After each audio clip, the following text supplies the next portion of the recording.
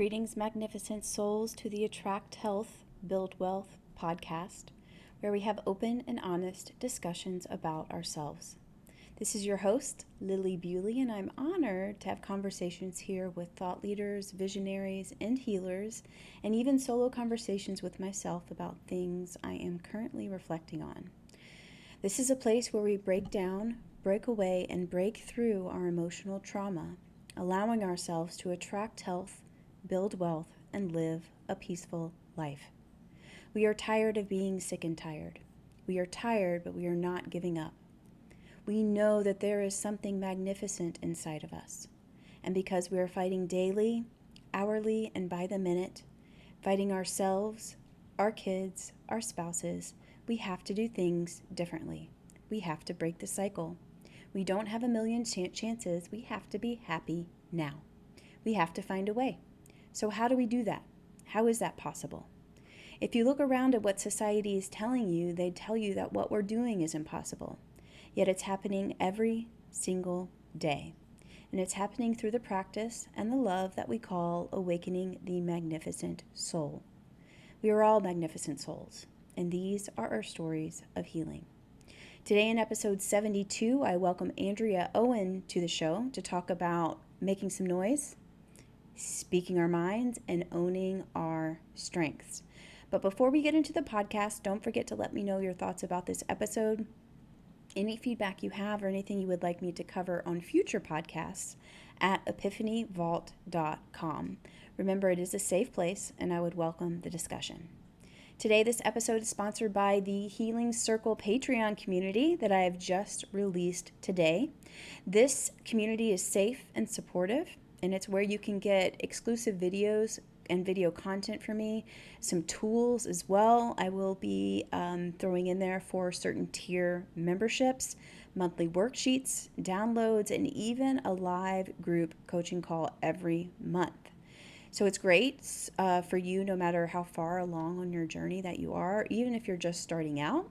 This is definitely for you if you want to heal your anxiety, if you want more self-love, self-acceptance, and just a more joyous life in general. There are 3 different options to choose from, and I really can't wait to see you inside this community. So about my guest today, Andrea Owen. She is an author, she's a global speaker, she's a professional certified life coach. She helps high-achieving women maximize unshakable confidence and master resilience. She has taught hundreds of thousands of women tools and strategies to be able to empower themselves to live their most kick-ass life through speaking, her books, coaching, and her wildly popular podcast, which is where I found her, with over 3 million downloads. She's the proud author of 2 books, which have been translated into 18 languages and are available in 22 countries. But her latest book that we talk about today is Make Some Noise. Speak Your Mind and Own Your Strength. It's coming out at the end of this month. It's in pre-order right now. That's August 2021. Andrea is a certified professional coactive coach from the Coaches Training Institute, a professional certified coach with the International Coaching Federation, a She Recovers coach, as well as a Certified Daring Way Facilitator, which, if you haven't heard of that, it's a modality based on the research of Dr. Brené Brown. Also, when she's not juggling her full-time coaching practice or writing books, Andrea is busy riding her Peloton, chasing her 2 school-age children, or making out with her husband, Jason, who we talk about in this episode as well. She is also a retired roller derby player, watch out, having skated under the name Veronica Vain. I really know that you are going to enjoy this conversation today with Andrea Owen. Andrea, welcome to the show. I'm so happy to have you here. Thank you for having me, Lily. I'm excited to have this conversation with you. Yes, totally. We were talking earlier and I said that I pretty much crushed your new book, which we'll talk all about, called Make Some Noise. And the tagline on that is Speak Your Mind and Own Your Strength. Mm-hmm. I say speak your truth a lot, so it comes up like that. We talk a lot. I know. I even have to look at the book. I'm like, what is the subtitle again? Yeah. Well, speaking our truth, owning our strength, it's hella dope no matter what it is. Why this book? Why now? You know, books, depending on the author, some people say like, I don't find books, they find me. And whoever said that, I, I bow down, because that is exactly, excuse me, how it has been for me. It was brewing when I wrote my second book, and I wrote my second book I wrote it in 2016. It came out in 2018. And so it was even brewing back then. And I think for many women, we had a bit of, a revitalization or an awakening around 2016 and, into 2017 with the Me Too movement. I know that was poignant for many women and sometimes re-traumatizing for some. And in 2018, when we all watched the Kavanaugh hearings, depending on how you felt about it, it was difficult for some to watch. And throughout all of that, I was feeling this sort of pull from the universe about our culture and how we were raised. And I work in the women's empowerment field. And what I have come to notice over the last decade and a half is that the challenges that women come to me with, the perfectionism, the people pleasing, the overachieving, the poor boundaries, the codependence, most of these stem from the culture that raised us. And I got tired of hearing women say, I feel like something's wrong with me. Why don't I have more self-confidence? And I'm in my 40s now. I feel like every woman has it figured out except me. Why can't I get myself together? And my short answer is there's nothing wrong with you. We are a product of our culture, and you didn't do anything wrong. Like, we all, more or less were raised the same, depending of course on your family of origin and your parents' values, et cetera. Right. And also depending on your, your class, your race, your sexual orientation, et cetera, and your generation. It's slightly different for Gen Z, millennial, Gen X, baby boomers, et cetera. But more or less, we all sort of had the same kind of box of conformity, if you will, about what it meant to be a good girl, what it meant to be a good woman. There's even research that shows, Pew Research Center did some research in 2016 where they asked Americans, which virtues do you value more in men versus women? And it sadly won't surprise you. Words like powerful were rated very positive for men and negatively for women. And it was like shockingly, words like ambitious and leadership, same results. And this was recent research. It wasn't done in 1950. It was recent. So to make a long story short, I wrote this book because I realized that in the women's empowerment space, we weren't talking enough about the elephant in the room. And the elephant in the room is the culture that raised us. And that's what I wanted to write about. Yeah.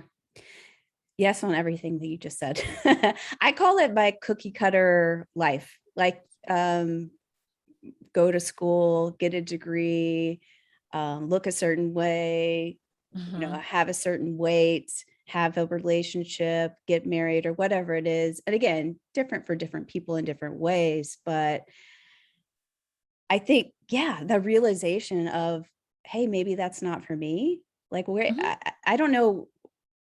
It's just, I don't know. For me, I reached a point of just like desperate unhappiness and realizing like that cookie cutter life wasn't for me. But I also didn't know how to make some noise or how to take up space because I hadn't used those were skills that I'd never really learned. Like, I've learned to do a lot of things, like make somebody like me or be happy and funny all the time. We learned that. Yes. Yeah. Or have like a banging resume, but I never really learned internally, just the importance of that type of thing, for sure. Yeah, it's tricky. And I, this is also not to say that men don't have their problems. They do. I think our culture really screws them over as well, which is another conversation for another time. It's another book. People have written books about that. Women's challenges are unique. And I'm not saying that it's bad to be polite and quiet and accommodating and selfless. They're not. It's just like, when does that cross the line into making you make decisions that actually aren't for you? They're for other people. When does that have you move away from your values and the woman that you actually want to be? And those are some of the many questions. I ask over 250 questions in this book. And I just want women to get very curious about their behaviors, why, what was modeled for you, what do you really want? Where are you playing small in your life? I mean, I don't care if you're an activist or a feminist, or like, that's great if you are, but that's not what this is about. This is about each individual woman's life. And are you living it on your own terms and what makes you uniquely happy? Right. And empowered and like be Exactly. fulfilled. Like we deserve to be fulfilled. Everyone really 100%. deserves to be fulfilled. Mm-hmm. Can you talk about so I love at the end of each chapter, you added this process of what you call unlearning or learn. Super amazing process. It helped me get, like you're saying, really clear, at least start to get curious on, like, a lot of people, I feel like I had these frustrations, but I didn't have these types of tools to kind of understand what they meant to me, how they came about, and then also what to do about going forward. About, like, I feel like making noise sometimes is like stirring up some stuff inside us, and to like understanding, like, awareness is awesome, but also understanding, like, okay, like I have the power to make changes. Can you talk a little bit about the unlearning process that you Yeah, use? I'm happy to, because I mean, who doesn't love a good step-by-step process? For real. For real. And I thought about what to call it. And what it came down to was, women's empowerment books, or just self-help books in general, typically teach you, or at least I hope they do, they teach you tools that you can try to use and implement in your life, hopefully for the better. But this was different because we've already learned ways to be, and more or less coping mechanisms, and how to show up in the world. And a lot of times it's not working, and we don't like it anymore. It feels inauthentic, or we want to be a different way. So we have to essentially unlearn what we've been taught so we can learn a new way of being, one that's more in alignment with the woman that we want to be. And so there's 4 steps at the end of each chapter. And the first step is always notice, because you have to name it to tame it.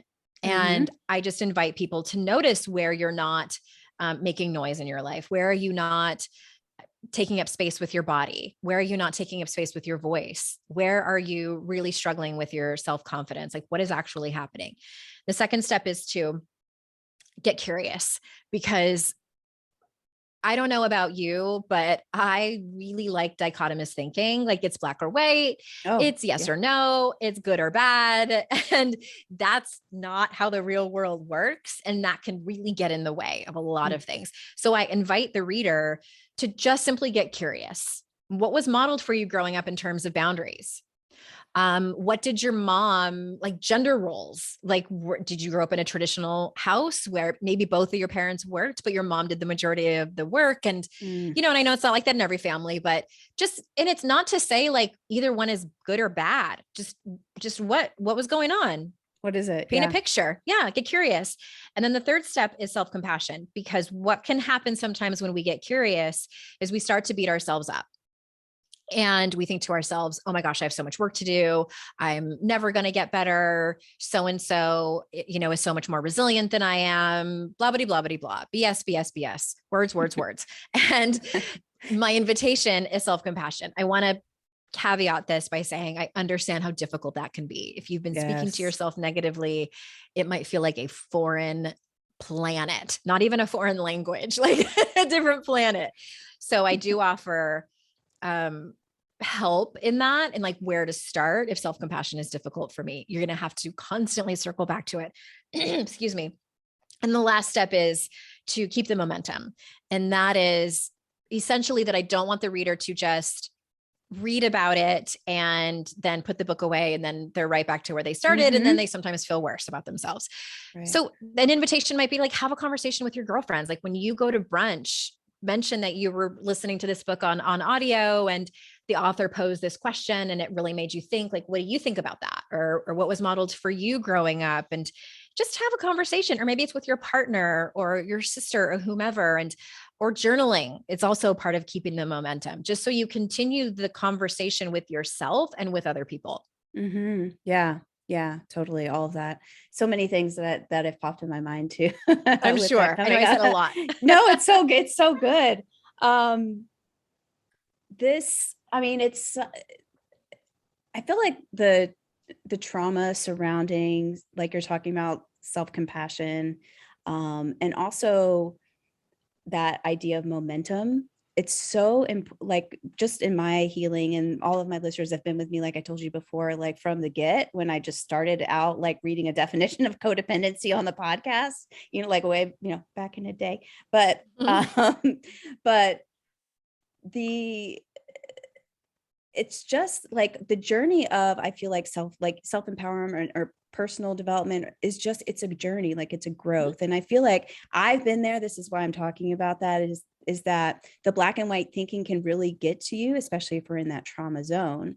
And just the process of being aware, like just the way that you laid it out, and being aware and noticing, and then really processing that with momentum, and finding how you can have supportive people, let's just say, in your life to help you reflect, and like people that love you enough to like just to be there in that space. Because at least for me, like taking up that space, I had no idea that was even possible. Like the only way that I could take up space was like being a tool for somebody else, or making somebody else happy, or like, yeah, it just gets really deep. But that process is so dope. It's interesting that you mentioned that, because I think everyone might have their own definition. Like when we throw out the term take up space, like what is that? What does that mean to you? And I dive into this more when I talk about power, and which might be my next book. And I just keep saying that out loud, because then it's going to be, manifesting. It's going to float down. It keeps tapping me on the shoulder. But I wrote a small section in the money chapter about power, because like, that's another word I love to throw out, and just, what's your opinion on it? Like, what comes up for you? Do you want more of it? Do you think of just like men that abuse their power? Do you think of women who abuse their power? Like what happens? Again, getting curious. But when I think of taking up space, like if you would have asked me that 20 years ago, I would have thought, oh, that's the part of me that is loud and aggressive and yells and is confrontational. Nobody likes that side of me. I don't really like that side of me, even though I can access it very easy. Sometimes it's how I get things done. It's get what I want, in other words, but it's not very healthy. But there's other ways, but I didn't know that before. I thought like that's what it meant. And that's not what I mean when I'm talking about making noise. It's not literal noise. I mean, if that's what you want it to be, then more power to you. But it's about, what does that mean for you specifically? Yes. So good. And y'all, that chapter on money, like those questions that you posed, I'm still working through those. And same, girl. I mean, did I just say that it's a process and a journey? Like I'm going to be on that road, I think, for a minute, but yeah, the money stuff has really been coming up for me lately with my development and my growth.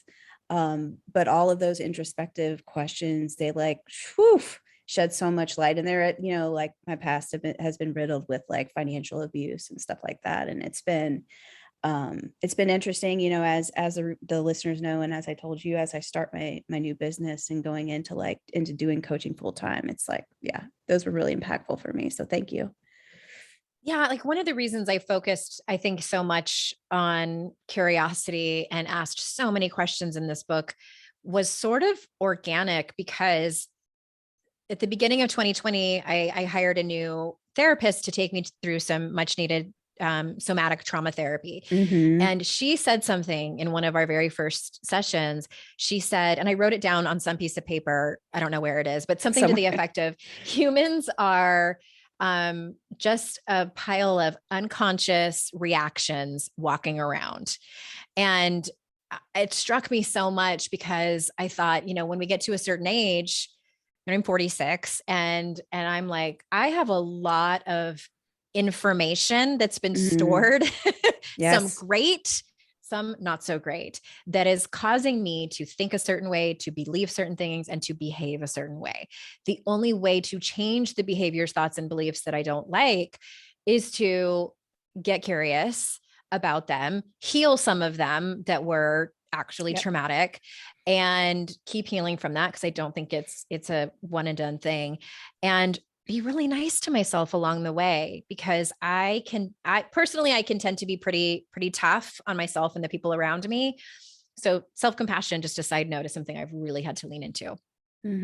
For sure. Yeah. Do you have any tips? that you can offer? Or self-compassion specifically, or something else? Just self-compassion. I'm just kind of wondering, I have so many. Yeah. Well, first and foremost, I think the best teacher for that is hands down Kristen Neff. So she's a researcher at the University of Austin, I believe. University of Texas in Austin. And she's been studying, she did her PhD work on self-compassion. She wrote a book on it that's fantastic. And her website, I believe, is self-compassion.org, if I'm correct. But I've learned a lot of things through her, and also just trial and error. But there's the aspect of, which is more or less cognitive behavioral therapy, and that's learning how to speak to yourself in a different manner. And if you are someone who struggles with chronic anxiety, this can be, it's an extra layer of complicated. I'll just say that. It can be challenging, but there's that aspect. And then there's also just like the actual self-care measures. And so that's what I want to dive into a little bit more. For me, I'll give you an example. So self-compassion is when I have an especially difficult therapy session, which all of them were. For real. Yeah. I used to, when I first started making the appointments with her, and it was virtual because it was during COVID. I would book her on Zoom, and then I would have like a couple clients afterwards. I realized very quickly I could not do that. And so I had to like book out the rest of the day. And there were some sessions that I had with her where I was wrecked the rest of the day. I had to get a blanket and my dog and get in bed and just didn't want to talk to anyone. And to me, that was self-compassion. It is also self-care, but it's self-compassion because I was essentially mothering myself. I was nurturing myself. I was listening to my body because my body was saying, we are releasing some energy here that's been stuck for a decade and a half, and we're going to need a minute. Like, you need to take a beat. Please lay down. Please snuggle with the dog. Please let your husband hug you. And before, 10 years ago, I would have been like, I have the whole afternoon open, I need to get some like, stuff what can done. I fit in? I need to write some social media posts, or I need to write about this experience to publish it as a blog post. Like, no, I had to mother myself. And I don't think that term works for everyone. But it can work for some, where you think about, if you were looking at yourself as like a 4-year-old child, what would you need in that moment? Would you need a bath? Would you need a nap? Would you need a Slurpee? Like, what is it? Like a hug, to be told that everything's going to be okay. Like, what is it that you need? And I think sometimes when we can look at that perspective, and I know that can be hard for some people, especially who experienced any kind of trauma in their childhood, but learning how to nurture and mother yourself can really not just help you with your self-compassion and self-care, but truly heal some wounds that you might not have even known were there. Yeah. Yeah. So deep, right? Sometimes. Yeah. So deep. I mean, in my healing, I did that yesterday, like, I'm aware enough now in my healing. And I will say it's so interesting because my negative self-talk and my inner critic, for decades, was really loud. Right. And for some, anxiety, it's amazing. I amaze myself sometimes about how well I operated in that anxious zone, but it was very unhealthy. Right. Like the way that I felt, and obviously my emotions and my connection with the world and myself and everything like that. But it's like, it's amazing how like when you start to practice this, and maybe little bits and pieces of self-compassion, you throw it in, it really becomes second nature. Like you really, that's the growth that I've experienced. I agree with that. Is that now, like, it's almost automatic when I start to feel myself kind of drifting away from like my present moment, or feeling aligned or whatever. I'm like, okay, like there's something inside of me that needs some love. Right. And I'm just going to assume that my listeners are the same way, because they've been with me for a minute. But my actual mom can't really give me that nurturance, and that's sad, but it's still okay. Right. So it's like, I can't go on in my life anymore not having that, like you're saying, that mothering, that, there's inner child work and internal family systems and all that stuff. But that piece that you're talking about is just so, so relevant, is like, well, how would you treat your best friend, or how would you treat your 4-year-old child, or, and treat yourself that way, you Yeah. know? Yeah. Yeah, And for those people that don't have children, like, how would you treat your dog? Because like for real. we often love those fur babies as much as we would a child. And, people go to the ends of the earth for their pets. For real. Yeah. And I've like, I was actually talking to a client about this morning, is that like my relationship with my dog is even completely changed. Like, it's so funny. It's so funny. Like when she wants to play, I'm like, my whole body turns towards her, instead Yeah. of just like, it's so weird. This is so weird, but like, instead of like, oh, I don't have time for you, it's like, okay, you want to play, drop everything and play. And what that does is it gives, like, there's, I don't know, it's just a different level of love. And That's so interesting. To me, that says that you're becoming more attentive to their needs. And then that also says that you're most likely becoming more attentive to your own needs as well, and listening to it and honoring it instead of ignoring it. Well, yeah. And talking like about my mom, I remember past traumas of her just not having enough time, right? Like doing that, like, oh, I can't, I'm doing something else. Like, she had obviously her shit going on, and stuff. And that is what it is. But I love that self-compassion piece. Thank you so much for sharing. It's so dope. Yeah, it's interesting. And, this is sort of a side note, but it's so fascinating to hear you talk about it. And I hope you don't mind me kind of circling around to this. And I was thinking lately about how old are you? Are you a Gen Xer or are you a millennial? 40, whatever that is. Okay. So you're on the cusp. You're like a zennial, like you're an elder millennial, I think. But I'm a Gen Xer. I'm 46. And I was thinking to myself, I don't know if I know anyone. I think I could probably count on two hands how many people I know who don't have anxiety. I'm like, what is going on? Like with the Gen Xers and the millennials and the Gen Zs, but it doesn't seem to be a thing for baby boomers. And I was just getting curious about it. And I wonder if, those generations, this, I don't wonder, like, I know that this is true. Like they didn't talk about problems and feelings and things like that. And depending on your age, like these are the people that raised us, and they did their best. They were not raised with the tools either. And so they raised us how they were raised. And I do think that Gen X, a large part of Gen X, I'm making a sweeping generalization here, but a large part of Gen X and especially millennials said no more. Like, we're not playing this anymore. We're going to go to therapy. We're going to talk about it. And personally, I was a child and felt that way. Like people always told me like, Andrea, you're the one who would point out that the emperor was naked. And for a long time, I didn't know what that was. It's like a folk tale where like there's a naked emperor, but everyone is supposed to act like he has clothes on. And there's like the one person who's like, but he doesn't have any clothes on. Yeah. Like, that was I me remember that. always. Yeah. I'm like, I see something going on and I'm going to talk about it. And I think that there are some people who just don't have a very high tolerance for not talking about it. And so then comes in the anxiety and we're just all sort of walking around feeling like a raw nerve.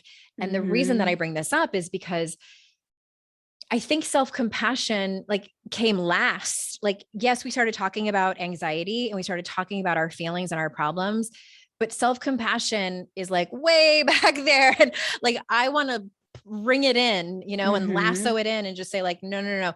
Self-compassion needs to be as much a part of the conversation as anxiety is, because they need to be sisters. They need to be sisters. And we need to learn how to have self-compassion as well as learn to combat our anxiety. Totally. I'll die on that hill. Yeah. Yeah, for real. I'll die with you. Right beside you.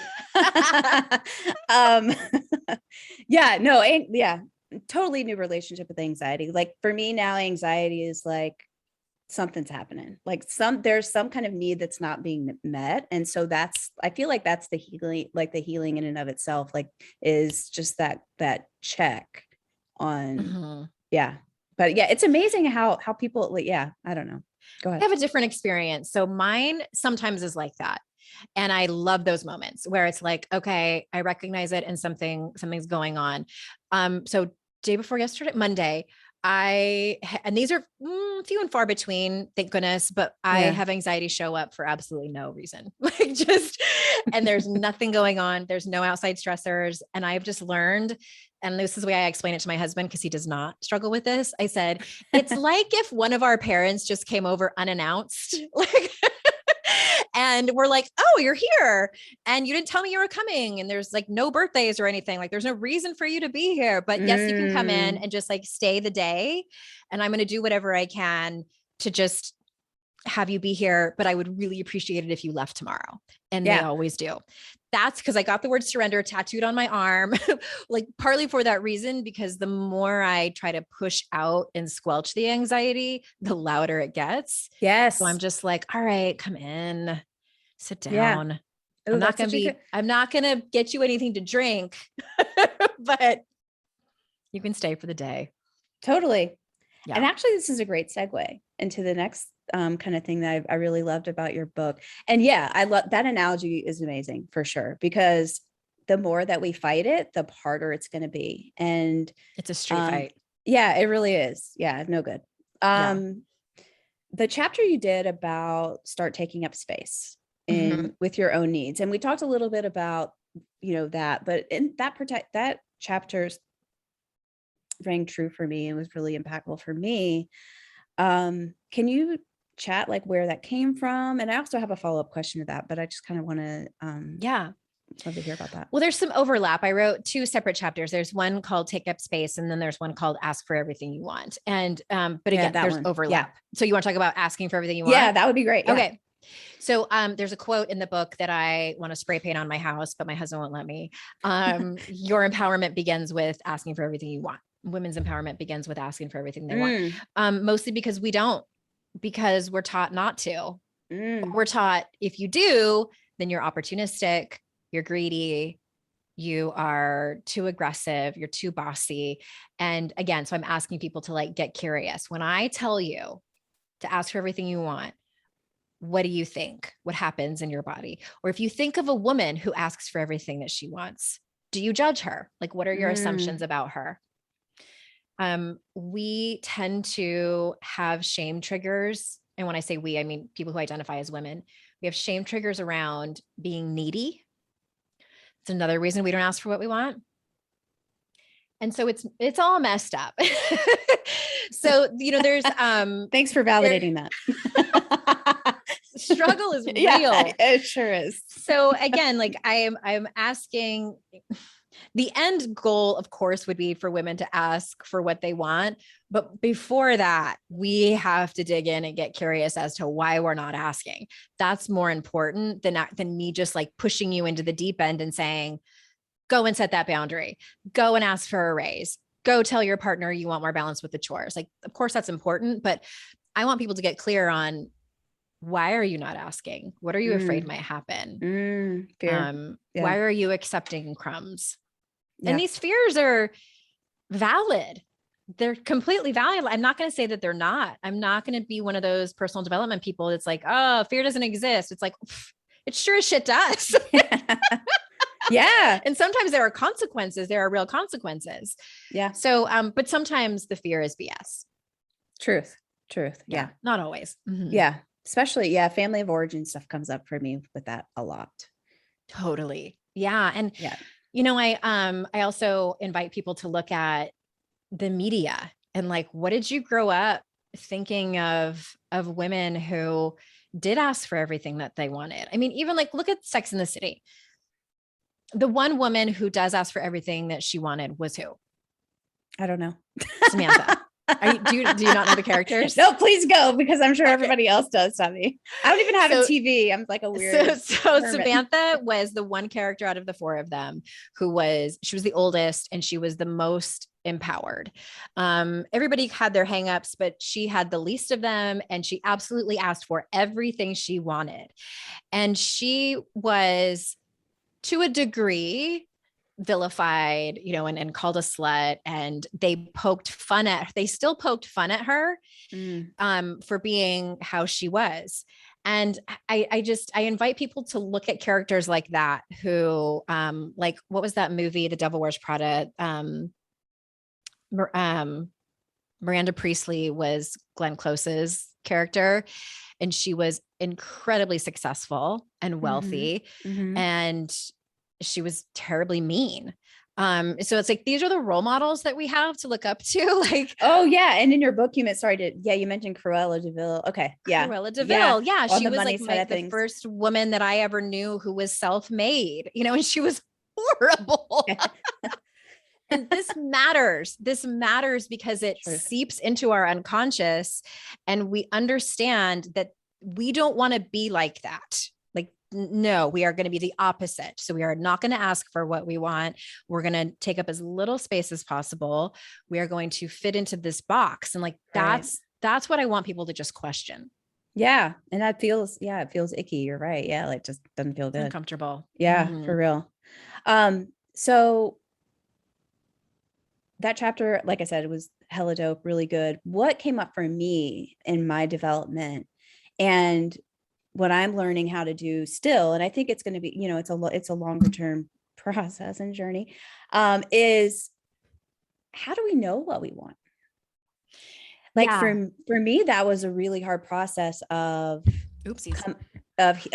healing. And I get excited and I hit my microphone. For those of you that can't see us. Yes. She just like slammed her hand on the table and I'm ready. She ready to answer this question. But for me, it was such like, again, like knowing that was wrong, knowing that this is like, I know what I don't want, but how do I know what I do want? And I feel like that, like in my like coming home process back to myself, was such a big like awakening and gap that I had to figure out and navigate. Do you have any thoughts on that? Yeah, well, you pointed to it. Exactly. You walked right into it. And I love that. Like, it is so common for women to not know what they want. I learned that fairly early on, and I was doing a workshop. This was probably like in my first year of my practice. And it was like a vision board workshop. I was a baby coach.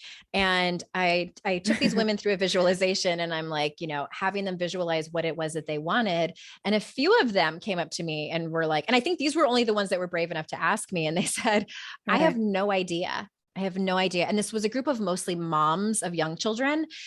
And I thought, well, that's interesting. And so I started doing some digging. And what I have found now is that it is easier to start with the, what do you don't want?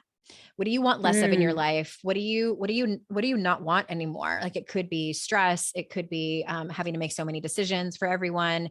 It could be, I don't want to be working paycheck to paycheck, et cetera. So list it all out. And sometimes what you do want is just the opposite of that. It's super easy, but sometimes it's a little bit different. And I think that also we have been taught, just like side note, we've been taught to tend to everyone else's needs before our own. It's another reason why it's common to not know what it is that we want.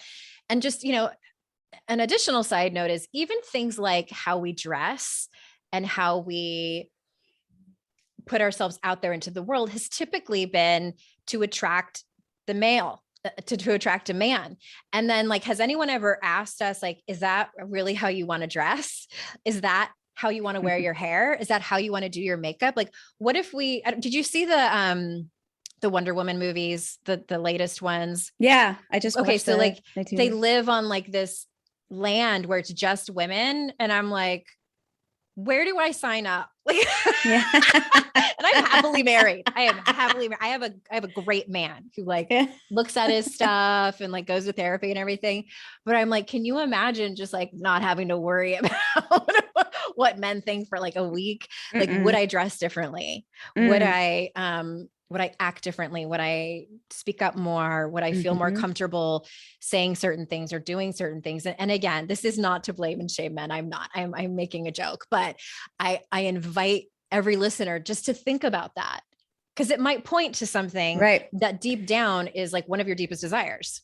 Yeah, totally. And what you're saying too. And also I want to get into why this book may be for men, because I know that I do have a pretty good split in this. So I do want to create a little bit of space for that too. Yeah, I can talk about that. Yeah, totally. The thing about what you're saying and about the journey of trying to determine what it is that you do want, also for me, it's assessing and like being curious as what you're saying with the come from, because again, the come from, like I remember the last, like you're talking about vision board, the last vision board I did is when I was with my unhealthy learning relationship. I had just gotten with him for the last time after some really hard shit, like calling the cops on him, getting a restraining order. I still got back together with him. Yeah.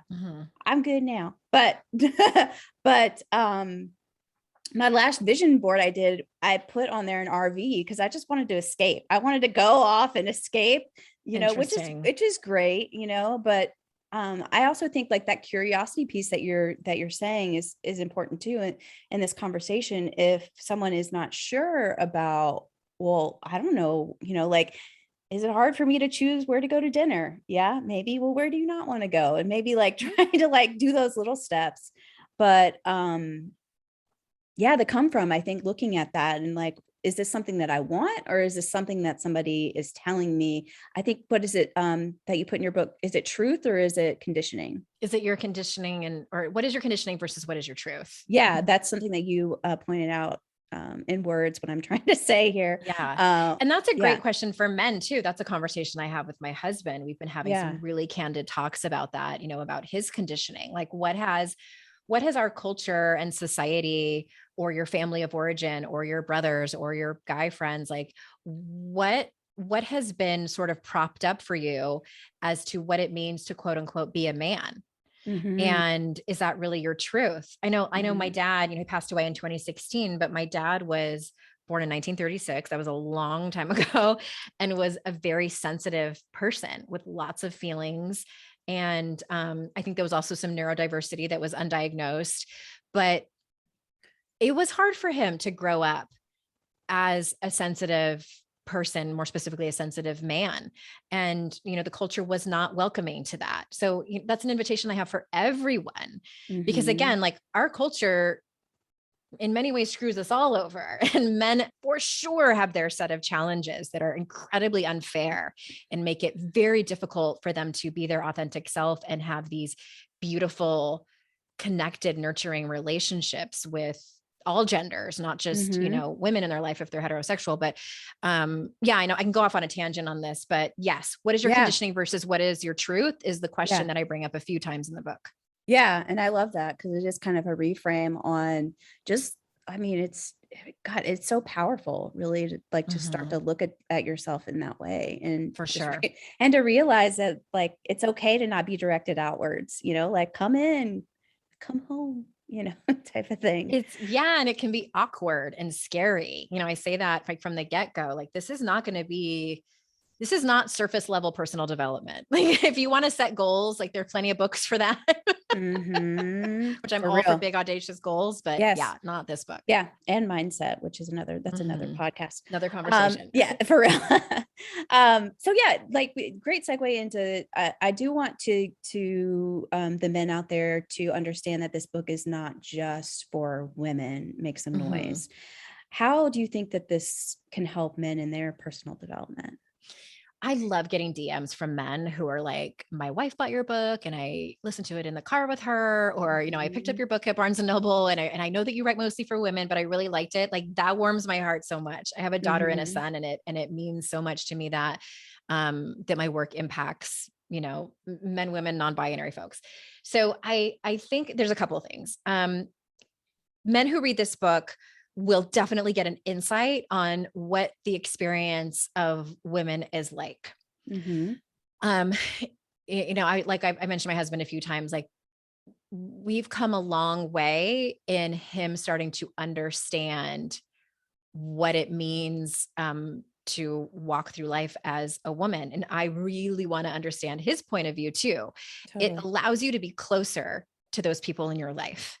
And that's what I want for men who read this book, who can understand women a little bit more, as well as for sure, there are men who could use some help with self-confidence or taking up space in their life or looking at their money stuff or looking at our culture and how it's done them dirty. Like for sure. But the examples that I give in there are for women. And it's just because I have nothing against men. I love them so much. And it's just my practice kind of organically went towards women. And so that's that I write books specifically for them, but yeah, men for sure too. Yeah. Yeah. So all you men out there, if you're open to some introspection, this should be a good tool to do that for sure. Yeah. Yeah. And you can check out like samples on Amazon. I think Amazon lets you like look at a few pages so you can read and just see if you resonate with my voice and like how I write, and before you make the commitment. Yeah, totally. Speaking of Amazon, we're going to close it up right now a little bit, but you are in pre-order right now, correct? Yeah. Woo. Yeah. So the book drops August 31st, 2021, and everywhere, ebook, and it's also will be in bookstores if you feel safe enough to go out into poor bookstores. And it's on Audible as well. And there's also, because I asked so many questions in the book, I wanted people to have a workbook, but I knew that if I went through my publisher, it was going to be expensive and take a long time. And I'm like, oh, I just want people to like have it. So we made a workbook, and it's like 60 something pages, and it's fillable online if you don't want to print it out. It's totally free if you buy a copy of the book. So AndreaOwen.com/noise, and people can grab it. Yeah. And I'll add that in the comments as well. And then where can people find you to follow your journey and all the next book that may or may not be about power? Probably. Thank you for asking. Yeah.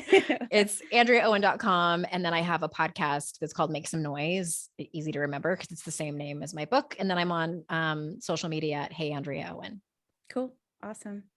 It's been so awesome connecting with you here. Obviously, like I am, your work is very impactful for me, and I'm glad that I can introduce you to my audience. Thank you. I feel like I could talk to you all day. We didn't even get into like trauma therapy and codependence and like all that stuff. We got just surface level, but yeah, we got to start somewhere. But thank you for having me. And I appreciate your listeners for sticking with us through this. Awesome. My pleasure.